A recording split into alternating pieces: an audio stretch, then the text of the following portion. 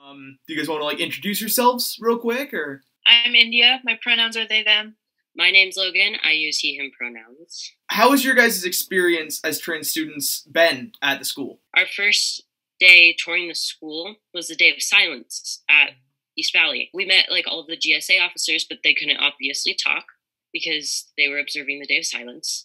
But about when we actually got into school, when we went to the first GSA meeting, it turns out that day, people had been ripping down the Day of Silence posters and putting up anti-LGBTQ plus propaganda, pretty much. So that kind of set the tone for what it was like to be trans at East Valley. I can't imagine how that would, especially on your first day there. How did the GSA kind of help you guys through that? In the GSA itself, most of the officers were, they weren't trans. So it was a little bit harder to get that gender aspect in the GSA over.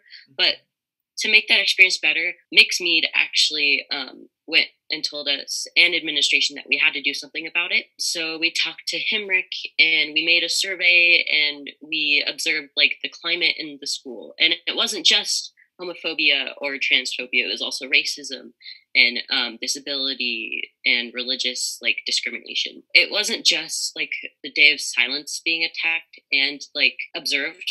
We were observing all of the minorities as we could. I think it's really cool that the GSA is kind of trying to make things a little better around our community. We have members who are very active, and our president likes being very active. We have Zooms every Wednesdays for the public to be able to join. Yeah, what time are those? Just so we can put that out there. 2:30 to 3:30 on Wednesdays. On Wednesdays. One of the most positive parts of the GSA for sure is that it's very much a support network. You guys make it sound like can you guys elaborate on just how you guys work as a support system? We have the group therapy session that we have on lunches sometimes, and that's a really great way for closeted kids to come in who don't want to be out in the public to talk about what they hear and what they see. And that also helps us in the GSA, who are all mostly actively out members, to create a better climate and to educate people better.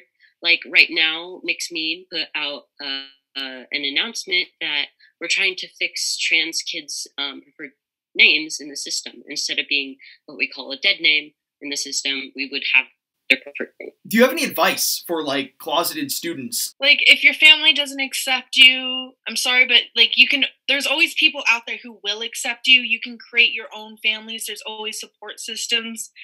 If you ever need to talk to someone, just reach out to someone you trust. Come out when you're ready and in your own time. Don't let someone force you out. And if you need someone to talk to, I'm sure a lot of people that are in the GSA would love to help. To me, that sounds like one of the most big and important things that you guys do. It's about making sure you're not alone. Because no matter how alone you feel, you're really not. It's just you gotta find that. Yeah. That's really cool. I like that a lot. I kind of wanted to explain what non-binary is and what that means for me. Yes, that's a very good one. Different for everyone. So, I personally don't identify as male or female. That's why I take the pronouns of they, them. And I can present female, so, I can wear makeup and, dresses, but I can also present male. And so, going into the girls' bathroom is something I avoid because I don't identify as female. Do you want to address dead naming at all? Okay, so dead naming is using someone's birth name or legal name, depending on where they are legally, even though they don't prefer that name, if that makes sense. So, my preferred name is Logan, and luckily it's in the school system, but that is not legally my name. So, all of my government documents have what we call my dead name on it, which is the name I don't use anymore. In the school system, students who don't go by their dead names, their preferred names are in quotations next to their dead name. And so here, hopefully within this year, the counselors are working on making it so that next year students on the first day orientation, you'll fill out a paperwork and it'll have your legal name, your preferred preferred pronouns, and if you're not out to your parents, there will be an option for that, so when the school addresses your family, they don't accidentally out you. I really hope that gets put in place sooner rather than later, because I think especially that'd be something really important to try to just normalize everything and make it, because I think it's important to make a comfortable environment for for the LGBTQ community, for everyone, really. A lot of the teachers are really, really nice and are huge allies. Is there just anything else we want to like define cisgender, transgender? Yeah, I definitely think we should explain what being trans is. I hate using the word normal, but cisgender is what we would call normal.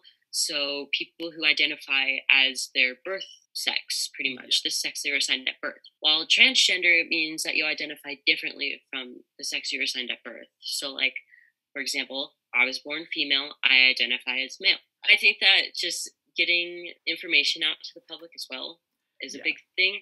Like, everyone's always like, oh, there's only 2 genders, and gender is a spectrum. It can range from feminine, masculine, androgynous, you know, and it's like the gender unicorn. If you're curious about like gender or anything or sexuality, you can look up the gender unicorn or the gingerbread man, and it like kind of shows you how much of a spectrum it really is. A large part of it just comes from people being uneducated, and so when we take the steps to educate others or to educate ourselves, then we make a better world. Yeah, and that's what Trans Remembrance Day is like all about, is remembering where we came from and like the difference between gender and sexuality and how they're still a part of the same community, but they're still separate things. Do you guys want to talk about, you said Trans Remembrance Day, that's what it's called, right? I believe. Trans Day of Visibility. Trans Day of Visibility. Okay, excellent. Yeah. So do you guys want to talk about that a little bit, since I believe this episode's going out either that day or the day before? Yeah, Trans Day of Visibility is a day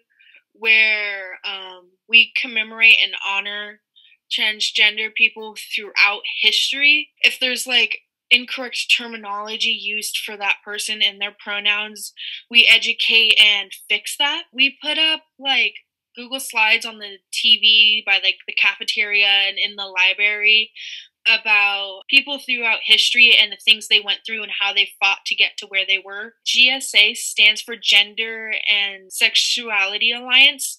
So you don't have to be a part of the LGBT community to join us and to participate. You can just be a huge ally and you can like join our calls, discuss what's going on, see like telling us what you see so we can try and address it. Do you guys want to do like closing statements, I guess? Just say goodbye? If you are like a young person who needs to talk to someone, Mixed Mead's always available in the library. Most of your teachers are pretty nice about it as well. Like if you see me in the hallways, I would be more than happy to help. Yeah, stop me if you see me, or like if you want to be a part of the GSA, you can always stop me or Logan because we have the information to be able to get you into the GSA. Or if you need help like in the future with changing your name in the system or your pronouns in the system, you can always come to like me, Logan, Miss Mead, Mixed Mead. Well, cool. Thanks for doing this, guys. I think it's been really good, really informative. Yeah, I'm glad this worked out. Yeah.